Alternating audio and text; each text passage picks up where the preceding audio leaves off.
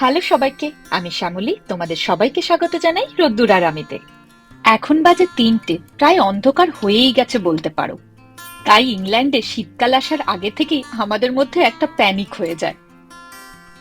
এই দেখো, এখন বাজে 4:45 আর বাইরেটা শুধু দেখো, পুরোপুরি অন্ধকার হয়ে গেছে।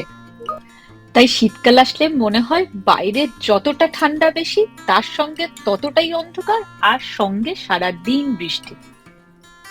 আজ রাত্তিরে ডিনারের জন্য কি বানাবো ভেবে ভেবে শেষ পর্যন্ত মিক্স চাউমিনই আজ বানিয়ে ফেলছি ডিনারের জন্য।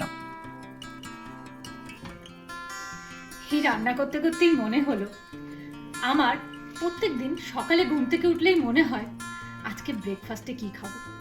ব্রেকফাস্ট হয়ে গিয়েই মনে হয় এ বাবা, আজকে আবার লাঞ্চে এখন কি বানাবো।